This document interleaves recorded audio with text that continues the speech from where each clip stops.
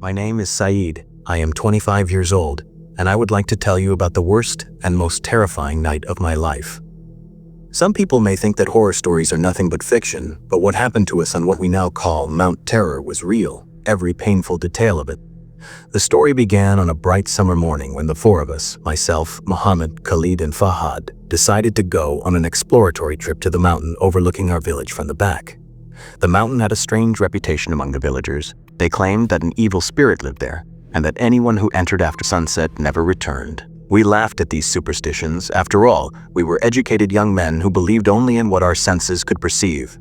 Guys, the mountain is perfect for adventure. There are caves no one has ever entered, Mohammed said excitedly while preparing the climbing equipment. Just remember what the elders say, that there's eternal darkness in that mountain, I joked, and we all laughed. We packed food, water, flashlights, extra batteries, and a camera to document the adventure. We had no idea we were preparing ourselves for a journey into hell itself. We began the climb after the afternoon prayer. At first, the path was relatively easy, with traces of livestock and shepherds, but the higher we climbed, the rougher the terrain became. Dense trees gradually blocked the sunlight, and the quiet of the place slowly turned into a frightening silence. Have you noticed that there are no birds singing up here? Khalid said nervously, looking around. That's normal. Maybe the weather is a bit cold for them, Fahad replied, trying to reassure us. After 3 hours of continuous walking, we reached an area we had never seen before. Strange black rocks, twisted trees as if centuries of harsh winds had deformed them. We all felt a strange shift in the atmosphere, as if the air pressure had suddenly changed. Look at this cave, Mohammed suddenly shouted, pointing to a large opening in the black rock. The cave looked like an entrance to another world. Pitch darkness hid behind its wide mouth, and a cold breeze flowed out carrying a foul smell, like damp earth after something had been buried for a long time. This is amazing. We have to film inside, Fahad said excitedly as he turned on the camera. We entered the cave one by one, our flashlights casting moving shadows on the damp walls. The cave was deeper than we expected, with branching tunnels like a stone labyrinth. We should mark our path so we can find our way back, I suggested cautiously. Mohammed began drawing red chalk lines on the walls. But after 10 minutes of wandering, we heard a strange sound, like distant whispering coming from deep within the cave. Do you see anyone? Khalid whispered, his voice trembling. No one answered. The whispers grew louder, as if a group of people were murmuring in an incomprehensible language. Then, suddenly, all our flashlights went out at the exact same moment. What is this? The batteries are new, Fahad shouted in the pitch darkness. We tried lighting our lighters, but the flames died instantly, as if something was stealing the oxygen around us. In that thick darkness, we began hearing heavy footsteps approaching from different directions. Let's get out of here, I shouted, feeling along the wall to follow the markings. But when we reached where the first mark should have been, there was nothing. Worse still, the walls were completely smooth, as if someone had deliberately erased the markings. That's impossible. I drew 3 lines here, Mohammed said loudly, fear clear in his voice. The whispers turned into muffled, sinister laughter, as if unseen creatures were enjoying our terror. Then I felt a cold touch on my shoulder. A hand without a body. Something touched me, I screamed. Me too, Khalid cried, his voice breaking. We began running blindly in the darkness, stumbling over rocks and each other. Suddenly, we saw a faint light at the end of a tunnel. We rushed toward it, only to find ourselves exiting the cave into another world. It was not daylight as we expected, but a pitch-black night with a huge red moon hanging in the sky, something we had never seen before. Even stranger, the landscape had completely changed. The trees were denser and more grotesque, and the air was painfully cold. Where are we? How did it become night so fast? Fahad said in panic. We looked at our watches and found their hands spinning erratically, showing no real time. We tried our phones, but they were completely dead, even though they had been fully charged moments earlier. Let's go back the way we came, I suggested. We turned toward the cave, but the entrance was gone. In its place was solid rock, with no trace of any opening. This is impossible. Impossible, Mohammed kept repeating, shaking. We began walking through the strange land, hoping to find a way back to our village. But the sights were horrifying. Leafless trees that twisted their trunks like arms, rocks shaped like tortured faces, and still pools of water like mirrors reflecting our images in distorted forms. Then we heard a voice. "You have come. At last." We looked in every direction, but saw no one. The voice came from everywhere and nowhere at the same time. "Who's there?" Khalid shouted. "We are the original inhabitants of the mountain," came the collective, terrifying reply. Suddenly, semi-transparent ghosts appeared, moving between the trees, human-like shapes with distorted features and torn bodies. They whispered and laughed with the same sinister laughter we had heard in the cave. We ran like madmen, not knowing where to go. Behind us, we heard fast footsteps chasing us, whispers rising, until they became insane screams. "Don't look back, just keep running," I shouted. But Fahad tripped and fell. When we tried to help him up, we saw his hands sunk into something sticky like coagulated blood. We looked down and realized the ground was covered in a black, foul-smelling substance. "Look," Mohammed said, pointing to nearby trees. On the tree trunks were strange symbols carved into the bark, circular shapes with intersecting lines like magical sigils. Then we noticed something far worse.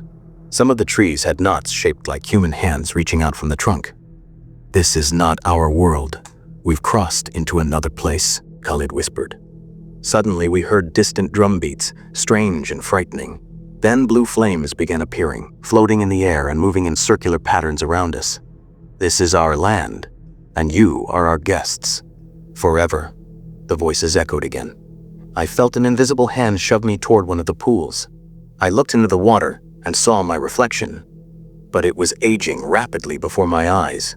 I felt weakness spread through my body, as if years of my life were being stolen. "The water is stealing our lifespan," I screamed. We pulled away from the pool, but the damage had already been done. We all felt utterly exhausted, as if we hadn't slept for weeks. "There must be a solution. There has to be a way back," Fahad said, gasping. We searched desperately for anything that could be a link between our world and this twisted one. I remembered the stories my grandfather used to tell about haunted places, how they were always tied to something specific, an artifact or a ritual. "Maybe we brought something with us that angered them," I said. We searched our bags until Mohammed found something strange he had picked up inside the cave without telling us, a small black stone engraved with the same symbols we saw on the trees. "I'm sorry. I thought it was just a nice souvenir," he said shamefully. Suddenly, the stone began to glow a dark red, and the ghosts moved closer, becoming more solid and vicious. It was clear this stone was what brought us here, what bound us to this horrifying world.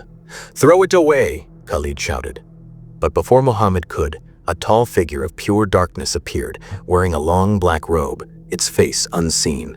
It moved with supernatural speed and snatched the stone from Mohammed's hand. "You will go nowhere. You chose to enter our world," said the deep voice beneath the robe. "We didn't choose this. Send us back," I begged. The entity laughed horribly, then raised its long hand toward us. A hidden force began pulling us toward the large pool in the center. Then suddenly, I remembered something my grandfather once said. "Demons fear the remembrance of God, no matter how powerful they are." I wasn't particularly religious, but in that moment of despair, I began reciting Surah Al-Falaq aloud. Something incredible happened. The entity stepped back. The blue flames dimmed, and the whispers weakened. "Keep going. Recite the protective verses," I shouted. Everyone began reciting whatever Quranic verses they knew. Mohammed knew Surah Al-Baqarah well and started reciting Ayat al-Kursi. With every word, the pressure eased and the shadows retreated. The entity screamed in pain. "Enough! Enough! Send us back to our world and give us the stone," I demanded. "The stone is what binds your world to ours. You will not return unless you destroy it," the entity said. "How do we destroy it?" "With earthly fire, the fire of the sun, which does not reach this world." I understood. We had to return to our world and destroy the stone under our sun. But how? "Open the gate for us, and we promise to destroy it," Fahad said.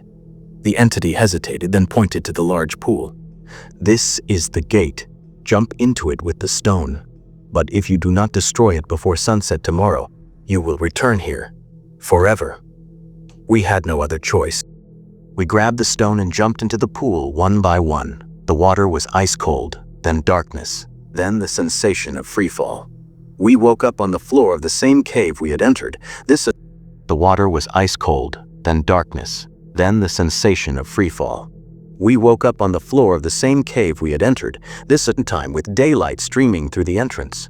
We were soaked, exhausted, but back in our world. We made it out. Praise be to God, Khalid cried. We looked at the black stone in Muhammad's hand. It was still faintly glowing. We have to destroy it before sunset, I said. We ran outside to an open area under the blazing sun. We placed the stone on a rock, gathered wood, and lit a fire beneath it. When the flames touched the stone, it emitted a high-pitched shriek, like a human scream, then cracked in half and turned into black ash. At that exact moment, we heard a distant scream coming from the mountain, then sudden silence. We felt an overwhelming sense of relief, as if a massive weight had been lifted from our chests. We rushed back to our village, arriving at sunset. The villagers were shocked to see us. They had already lost hope of our return after 2 full days. 2 days? But we were only gone for a few hours, Muhammad said in disbelief. No, you disappeared for 2 days, Khalid's father confirmed. We realized then that time in that twisted world flowed differently. If we had stayed longer, we might have returned years later, or never returned at all. To this day, we still suffer from nightmares about that night. None of us dares to approach that mountain again. In our village, it is now known as the Mountain of the Lost, named after all those who disappeared there over the years. I learned from that experience that there are worlds we do not understand and forces beyond our comprehension. And the most important lesson, sometimes what we call superstition is rooted in terrifying truths, and some places carry real evil that should never be provoked. I also learned that faith in moments of despair can be the only salvation, and that curiosity can lead a person to places with no return, except by God's mercy. And I will never forget those whispers that still echo in my dreams. Forever, forever. A constant reminder that we were once on the edge of being lost in a world of darkness. Forever.